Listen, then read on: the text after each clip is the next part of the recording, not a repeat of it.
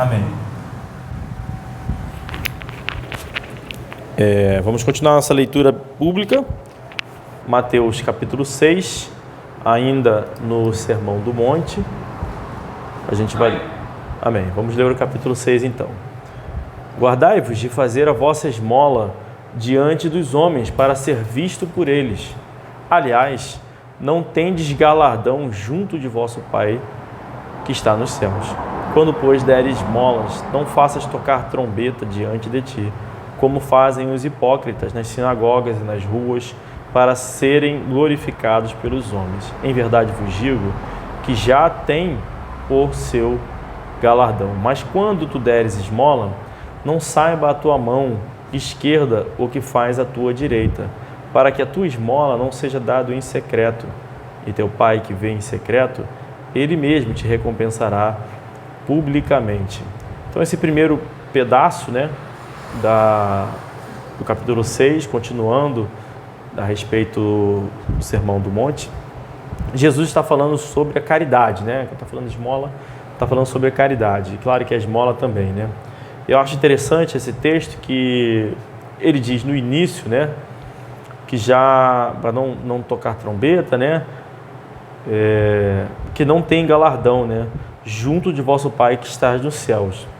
Não é que não tenha valor, a esmola em si. Inclusive tem um texto lá em Atos, se não me engano, que diz que estava orando, e que as esmolas deles foram ouvidas pelo Senhor. E aí Deus mandou Pedro lá, Então eram, acho que foi isso. Procura aí depois, mas eu tenho quase certeza que sim. Que as esmolas dele logo no início, Então tá me ouvindo? Desculpa. Tá. Então, tem essa ideia, de que existe, Deus está atento sim à nossa caridade, às coisas que nós fazemos, tudo na verdade, mas não tem valor algum. E aí nesse aspecto aqui, é só para deixar claro que Deus usa, Jesus fez questão de usar a palavra galardão, porque hoje em dia entende-se que caridade, fazer o bem, fazer as boas obras, faz parte do processo de salvação. E aí o próprio Jesus faz questão de usar a palavra galardão, porque não tem nenhuma relação com a salvação. A pessoa pode perfeitamente ser salva, ser filho de Deus e nunca fazer qualquer caridade, nunca fazer qualquer galardão, como nós temos exemplo disso, Nós temos o ladrão na cruz e ele nem sequer teve oportunidade para fazer qualquer obra, e mesmo assim tirando Elias e Enoque e Moisés, foi o único cara que especificamente, e Estevão, a gente vai falando, a gente vai lembrando, mas foi o cara, dois, que de forma bem clara teve a sua salvação garantida ali. Aliás, nesse caso então, sim, o único pelo próprio Jesus, Então,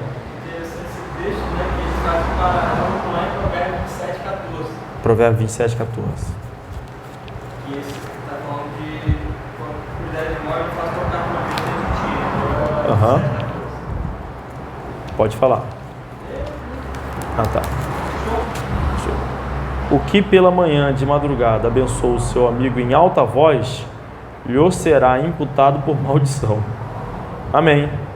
Interessante, Então aquele que logo cedo abençoa o seu amigo em alta voz, lhe será imputado por maldição. É claro, porque pensa bem, Se existe um galardão na esmola, e aí o texto de Jesus está dizendo que existe um galardão, quando todo o texto aqui de Mateus, capítulo 6, que Jesus está falando sobre isso, todo o texto dá a entender que se você ficar anunciando e não fizer isso em secreto, você perde o seu galardão. Então se você vai perder o galardão, não tem bênção mais, E aí vamos continuar o texto que vai falar um pouco mais também, mas em outros aspectos, Versículo 5. E quando orares, não seja como os hipócritas, pois se comprazem em orar em pé nas sinagogas e as esquinas das ruas, para serem vistos pelos homens. Em verdade vos digo que já receberam o seu galardão. Mas tu, quando orares, entra no teu aposento e, fechando a tua porta, ora a teu pai que está em secreto, e teu pai que vem em secreto te recompensará publicamente. E orando, não useis de vãs repetições como os gentios que pensam que por muito falarem serão ouvidos. Não vos assemelheis a eles, porque vosso Pai sabe o que vos é necessário, antes de vós o pedirdes. Portanto, vós orareis assim: Pai nosso que estás nos céus, santificado seja o teu nome. Venha o teu reino, seja feita a tua vontade, assim na terra como no céu. O pão nosso de cada dia nos dá hoje, e perdoa-nos as nossas dívidas, assim como nós perdoamos aos nossos devedores. E não nos conduzas à tentação, mas livra-nos do mal, porque teu é o reino, o poder e a glória para sempre. Amém. Olha que interessante.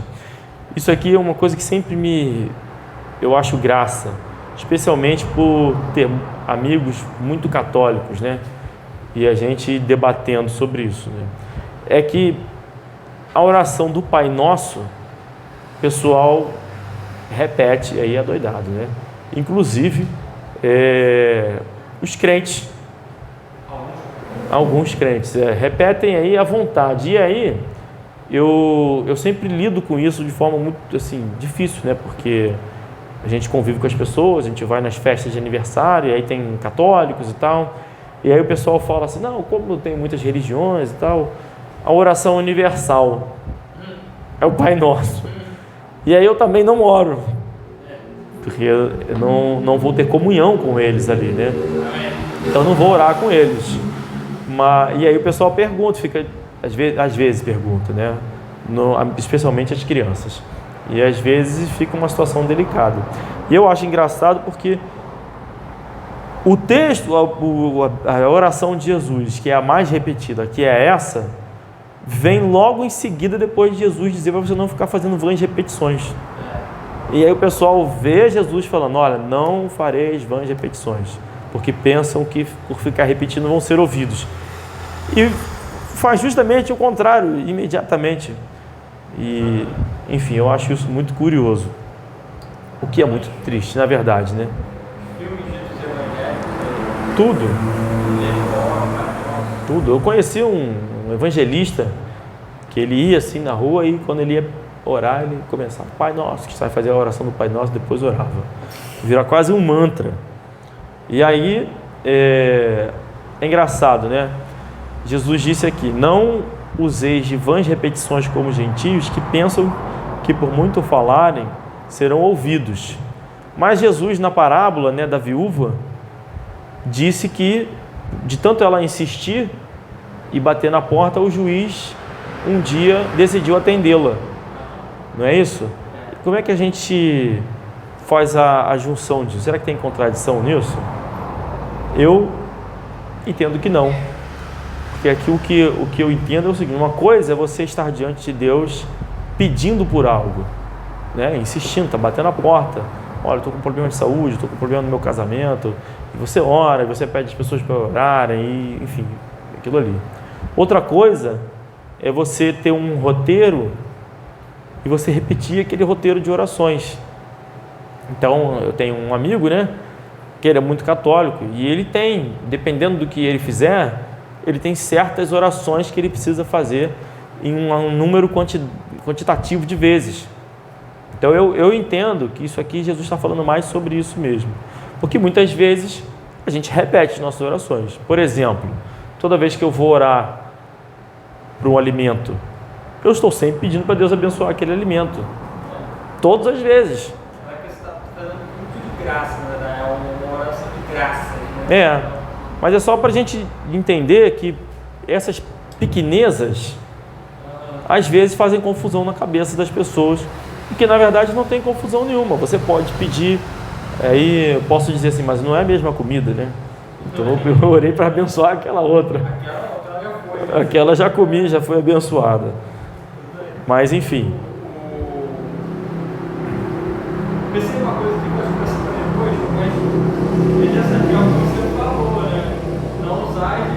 Não usei de vãs repetições como gentios.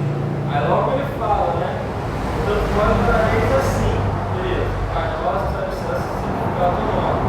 Ou seja, ele está mostrando como tem que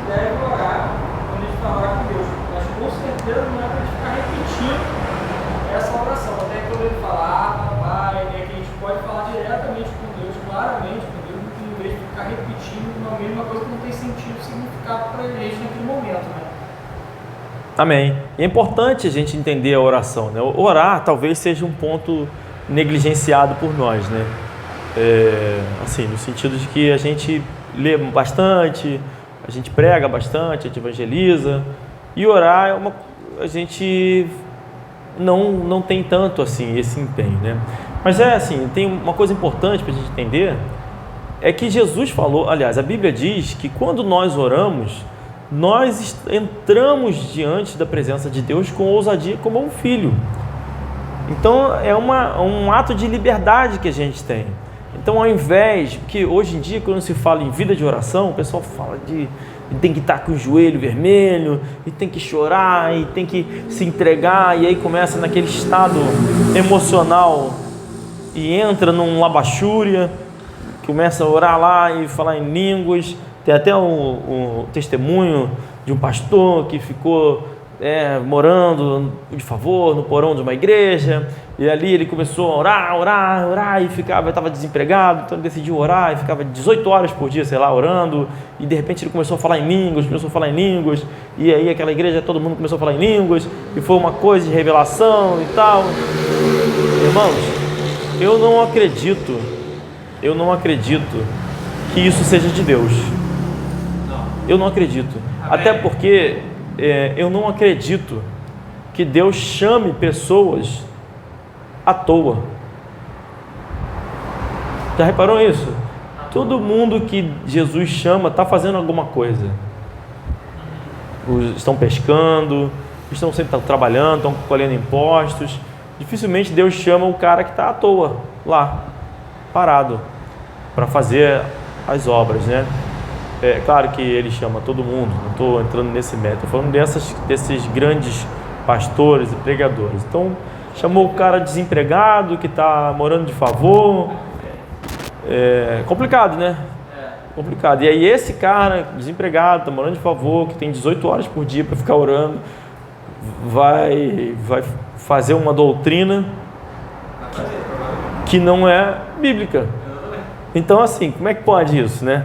Se falar em línguas é falar em outra língua. Então a gente tem que ter muito cuidado, porque vida de oração é uma vida de estar diante de Deus o tempo todo. Então quando eu vou trabalhar, eu estou sempre orando. Quando eu vou, sei lá, almoçar, quando eu estou com a minha família, eu estou sempre em oração. Quando eu lembro dos irmãos da igreja, eu paro para orar.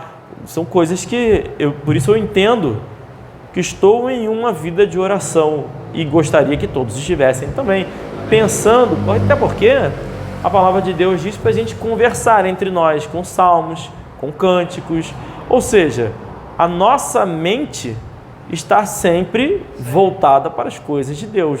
Isso é estar em oração, porque o próprio texto aqui está dizendo que não tem muita necessidade de você ficar pedindo as coisas e falando as coisas, porque Deus já sabe o que a gente precisa. Então, na verdade, estar em uma vida de oração é para nós e não para Deus. É para o nosso benefício, para a gente estar pensando nas coisas de Deus. O que isso faz por nós? Uma coisa eu garanto, prometo: se a nossa cabeça está voltada nas coisas de Deus, não estará voltada nas coisas do mundo. Amém. Não é isso? É simples. Então, se eu estou pensando um exemplo ridículo, hoje tem jogo do Flamengo, então eu gosto do Flamengo. É uma coisa, não estou dizendo que é pecado, não.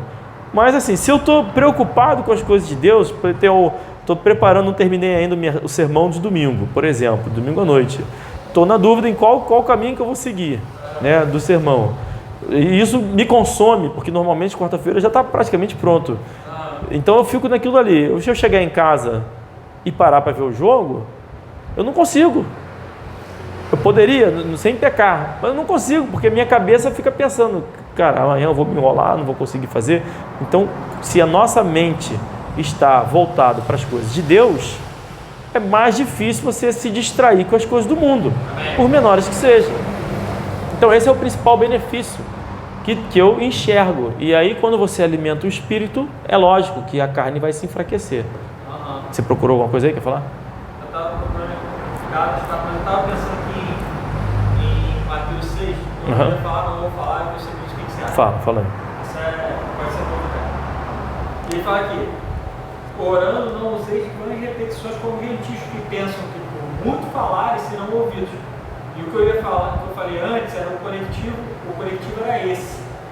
Porque aqueles que não são filhos de Deus, que são gentios a Deus, podem ficar repetindo o Pai Nosso quantas vezes eles quiserem, que não vão ser ouvidos.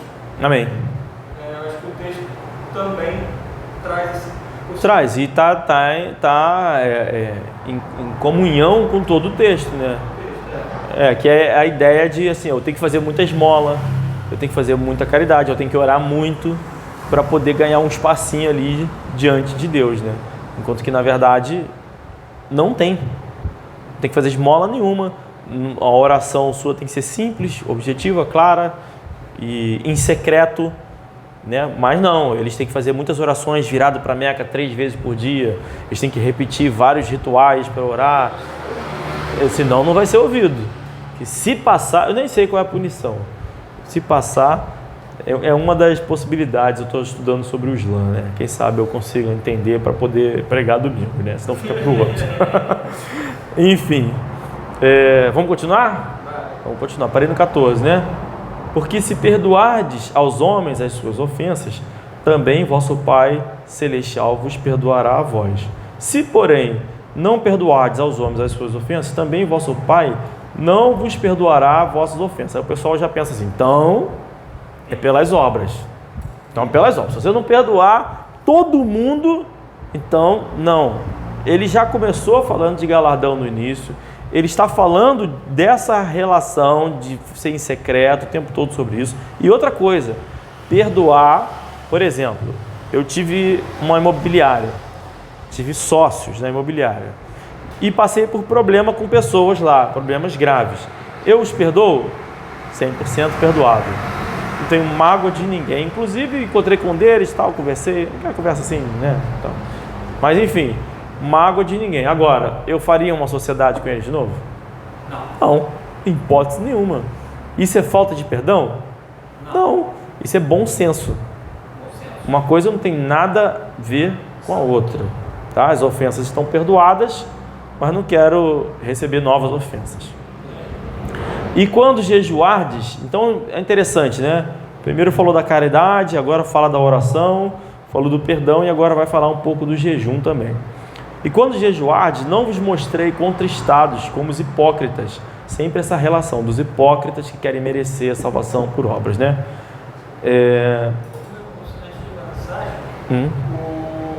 Aqui em João 20, 23, a palavra de Deus diz assim. Aí tem esse texto, né, que diz que se perdoar, serão perdoados, se perdoar, serão perdoados, né? Mateus, né? Certo. E aí ali ele fala, receber o Espírito Santo. Aqueles a quem perdoados os pecados, eles são perdoados. E aqueles a quem retiverem, eles são retidos. Amém. Isso é uma autoridade que Deus deu, né, aos salvos. E aqui eu entendo que é a igreja, o corpo da igreja, de perdoar pecados mesmo. E ali é efetivamente falando com o Espírito de Deus, ele fala, o Espírito Santo está sobre vocês e logo depois ele fala assim, né? E aí ele fala sobre exatamente salvação. Porque aqui você já está falando sobre galardão, ele já está salvo. Você está falando sobre outra questão, coisas aqui. De galardão, E tem muito texto, né? Tem lá em Tiago que fala para orar um pelos outros, que é a oração do justo, pode muito. Tem muito texto que fala sobre curar os enfermos. Então, a ideia disso é que na igreja estejamos orando um pelos outros, estejamos em comunhão e perdoando os pecados uns dos outros, né? A gente conversa, a gente explica, poxa, eu bobeei ali e tal, eu não fiz a barba hoje, aí, irmão, me perdoa, aí perdoa e tal, não deu tempo. Você não faz há muito tempo, né? Mas já falei sobre a barba, né? Barba é feita ou grande, igual a minha está hoje, é triste. Mas enfim, já confesso logo. Se você tivesse deixando crescer, estaria assim. Estaria sim. Por isso eu vou deixar crescer para amenizar meu problema. Mas enfim, vamos continuar então, que vai falar do jejum, que é importante também. Se porém e quando jejuais, não vos mostrei contristados como os hipócritas, porque desfiguram os seus rostos para que os homens para que aos homens pareça que jejuam. Em verdade vos digo que já receberam o seu galardão. Tu, porém, quando jejuardes, unge. Então, de novo, já receberam o quê? Galardão. Jesus está falando de galardão o tempo todo. Quem recebe galardão é quem está salvo. Quem não está, ou quem está condenado, o galardão para o inferno, né? A gravidade lá. O galardão é diferente, esses dois aí. Não é para a salvação que vai receber ouro, as coisas divinas, né? E o outro vai ser o inferno, castigo. Como é que diz lá? Maiores tormentos, né? Alguns vão receber maiores tormentos que outros. Esse é o galardão dos condenados. Todo mundo vai ser atormentado, mas um vai ser um pouquinho mais, o outro vai ser um pouquinho menos. O que é justo, né?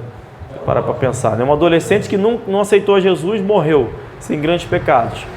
Tem uma punição. E Hitler? Tem outra pior, lógico.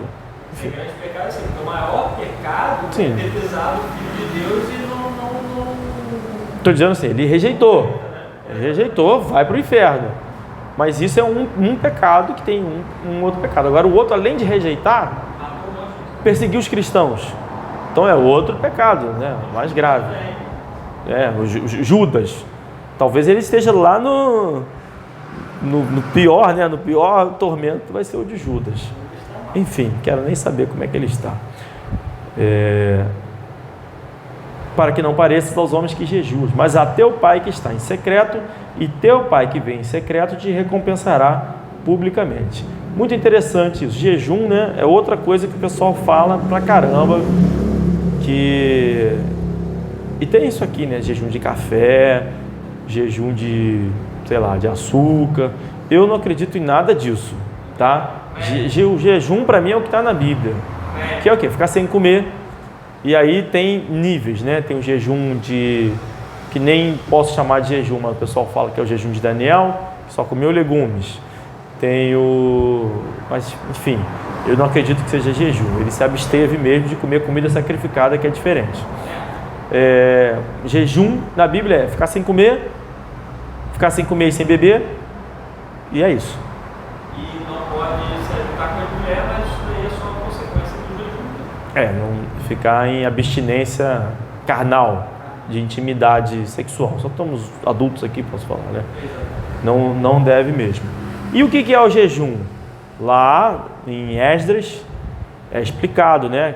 Que quando eles vão proclamar um jejum, porque o rei Ciro, se eu confundir Esdras e Neemias, mas a história é a mesma. O rei Ciro mandou o pessoal voltar carregando os tesouros, né, do templo, e aí eles com medo de, poxa, Deus deu essa bênção, me autorizou a voltar, e a gente não tem um exército, fiquei com vergonha.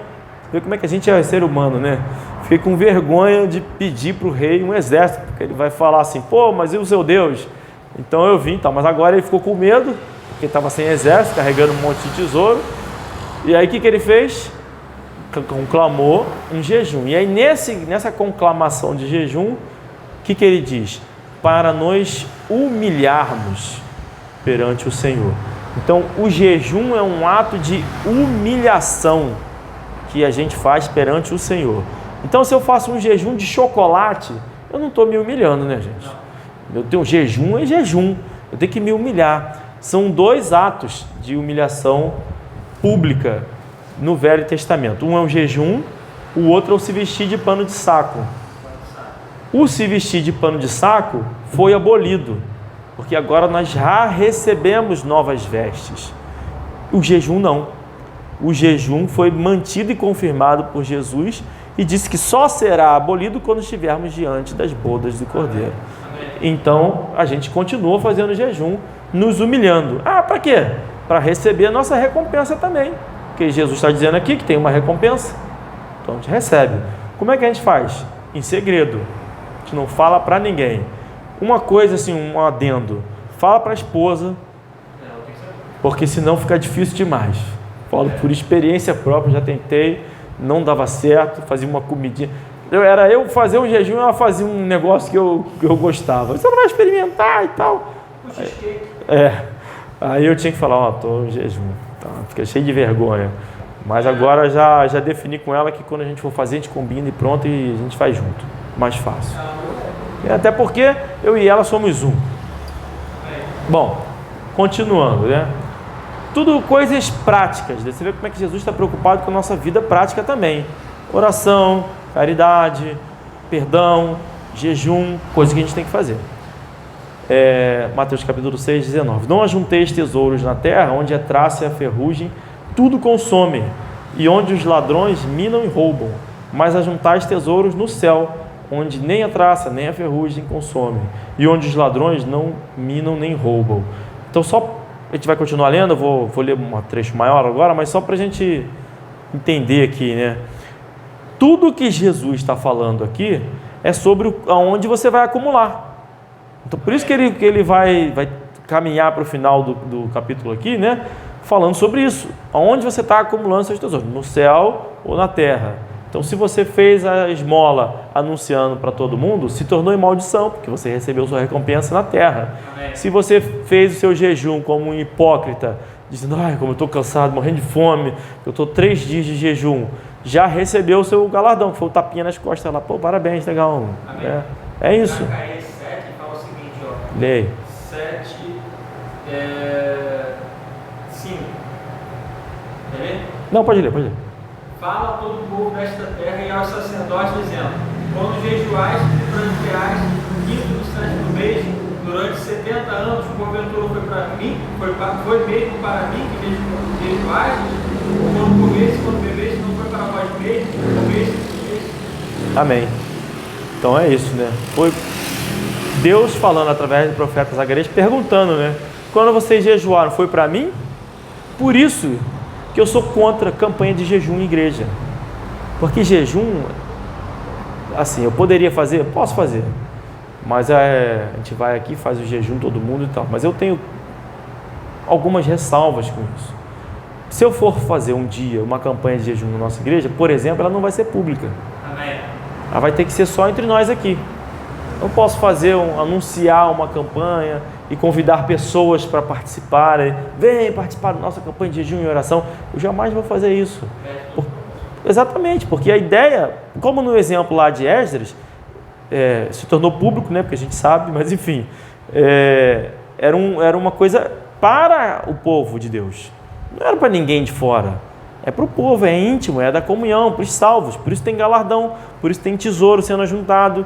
Agora eu vou chamar um monte de gente de fora, vai participar desse momento de comunhão da igreja? Não vai. Vai ter que primeiro aceitar Jesus, ser integrado à igreja, e aí sim ele pode ter, porque a igreja é um corpo. Amém. E a Bíblia diz que um pouquinho de farinha leveda toda a massa, né? O corpo, se o teu corpo te faz pecar, você tem que arrancar fora. Então, se tem esse zelo, a gente tem que ter zelo também com quem vai participar conosco na comunhão, né? Inclusive na hora da ceia, a gente lê lá, 1 Coríntios 11, não é isso?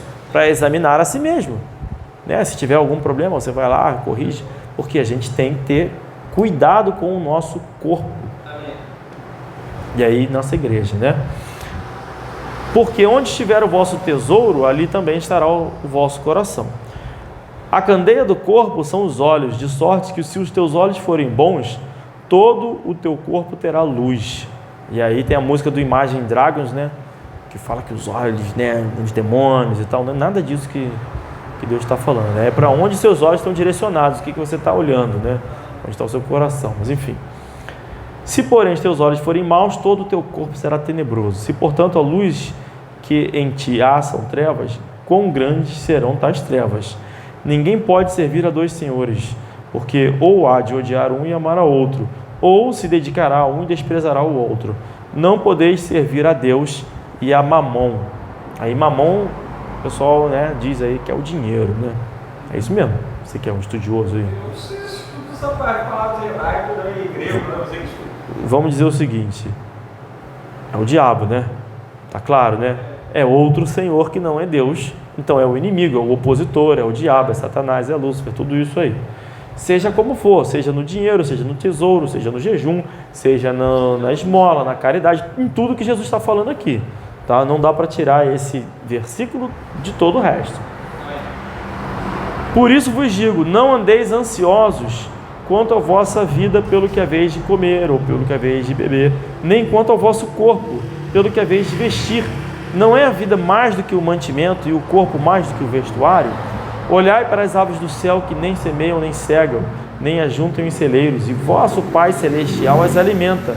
Não tendes vós muito mais valor do que elas? E qual de vós poderá, com todos os seus cuidados, acrescentar um côvado à sua estatura? E quanto ao vestuário, por que andais ansiosos? Olhai para os lírios do campo, como eles crescem, não trabalham nem fiam. E eu vos digo que nem mesmo Salomão, em toda a sua glória, se vestiu como qualquer um deles. Pois, se Deus assim veste a erva do campo, que hoje existe e amanhã é lançada no forno, não vos vestirá muito mais a vós, homens de pequena fé? Não andeis, pois, inquietos, dizendo: que comeremos, ou que beberemos, ou com o que nos vestiremos, porque todas estas coisas os gentios procuram. De certo, vosso Pai Celestial bem sabe que necessitais de todas estas coisas. Mas buscai primeiro o reino de Deus e a sua justiça, e todas estas coisas vos serão acrescentadas. Não vos inquieteis, pois, pelo dia de amanhã, porque o dia de amanhã cuidará de si mesmo. Basta cada dia o seu mal. Isso é uma lição que a gente tem que ter, né? Eu falo essa última frase aí para Samuel quase todo dia, porque ele é ansioso. Ele fala: pai, como é que a gente vai fazer isso aqui? Basta cada dia o seu mal. Às vezes eu até já está tudo organizado, tudo planejado, mas eu falo isso para ele para aprender a controlar a ansiedade. Agora, esse texto para mim é muito triste.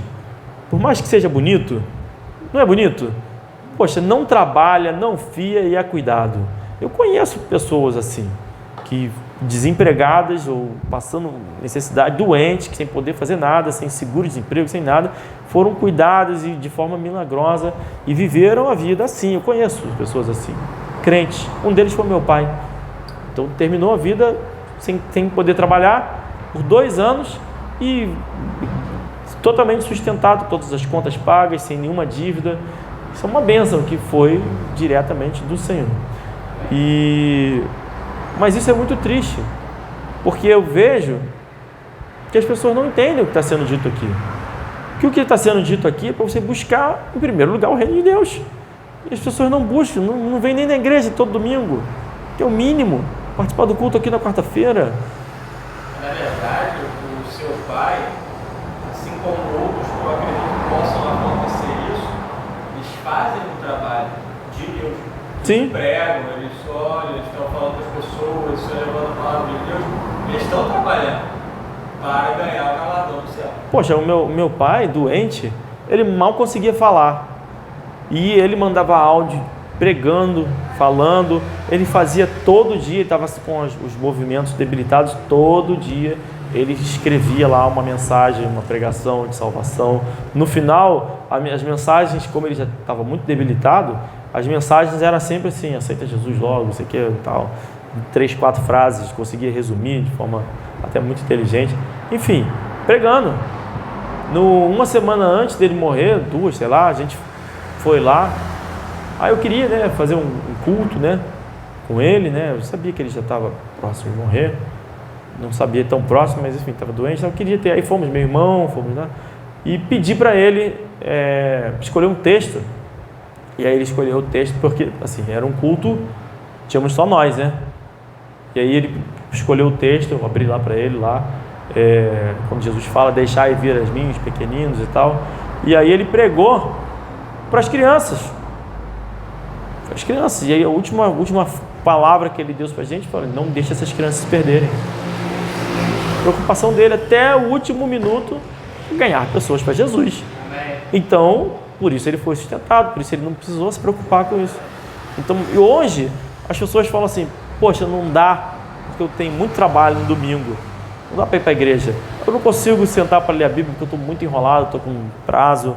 Não percebe que tudo isso são artimanhas de Satanás. E aqui o texto está dizendo que se você buscar em primeiro lugar, então eu vou fazer em primeiro lugar o que eu tenho que fazer, as outras coisas vão ser acrescentadas. Amém. É uma promessa de Deus. Não se preocupar com roupa, com o que comer, com onde dormir. Não precisa se preocupar com isso. Preocupa. Mas vou deixar de trabalhar então. Não está falando isso. Está dizendo que primeiro você procura as coisas de Deus. Então, poxa, eu não consigo ler, por exemplo, você lê quantas horas por dia, Zé? 2, 3 horas. Então, eu leio mais ou menos meia hora por dia. Você não consegue ler meia hora como eu. Consigo ler 5 minutos. Leio 5 minutos. senta lá e lê 5 minutos. Em 5 minutos, você lê 1 capítulo, 2 capítulos, dependendo do que for, com atenção. Amém. Não é assim, lê com atenção, entendendo o que está sendo dito. Lê aquele 1 capítulo, lê 2 capítulos, vai um pouquinho mais, e quando você vê, você já acabou a Bíblia. Poxa, que benção, né? Você acabou uma... Eu lembro que a primeira vez que eu acabei a Bíblia, eu nem acreditei. Falei, poxa, caramba, acabei a Bíblia, contava para todo mundo, aí a Bíblia toda, cheia de orgulho. Hoje você vê que é só você começar a ler que você vai acabar. Não tem muito mistério, né? Enfim. Não, mas é muito mistério, não é? Muito que se diz crente aí não lembra. Nem conhece nada, né? Não sabe nada. Não sabe nada. Assim, questionando a Bíblia. Foi o que eu falei, né? Até comentei isso no domingo passado, né? Que tem gente que são os calvinistas, né? Entendem tudo de tudo. Tem de tudo, sabe dos filósofos, sabe nome, tem decorado as frases que os caras escreveram, sabe? Aí, não, isso aí, quem defendeu isso aí foi fulano de tal, foi fulano de tal, teólogos de carteirinha, mas não sabe a Bíblia. Não sabe o que está escrito na Bíblia. Então, não está buscando em primeiro lugar o reino de Deus, está buscando em primeiro lugar as pessoas, o status, que isso promove, que tem um certo status, né? Você fala, não, porque no grego... não, porque no hebraico e tal, Jerusalém, não, porque o J não existia, ficar discutindo besteira, bobagem, futilidade. Futilidade que uns acabam desviando bastante do conhecimento de Deus, efetivamente falando, né? E aprisiona as pessoas, né?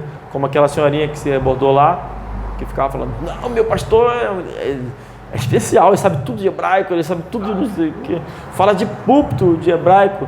É engraçado, porque pouco tempo atrás, meu avô, que era católico, ele se converteu e ele zombava do fato de que o pessoal ia para a igreja católica e o padre pregava em latim, né? Falava tudo em latim, ninguém entendia nada. E agora o pessoal está querendo falar tudo em hebraico, nada mesmo, não muda nada, ninguém vai entender nada.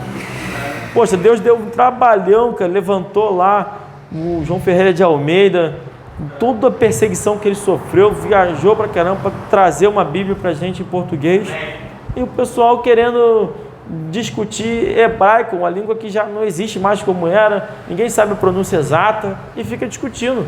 Não, esse é o hebraico bíblico, não, esse é o hebraico moderno, não, esse é o grego pré-Bíblia, esse é o dos filósofos, né, da Grécia Antiga, esse é o grego bíblico, e esse é o grego moderno. Brincadeira, né, cara? É brincadeira, enfim. Buscai, o grande resumo, né, se no domingo passado, né, veio a ideia de sejam perfeitos, porque é perfeito o vosso Pai, quarta-feira passada, o vosso Pai que está no céu, né, terminou aí, agora a gente termina aqui esse capítulo 6, buscar em primeiro o reino de Deus e a sua justiça, todas as coisas serão acrescentadas.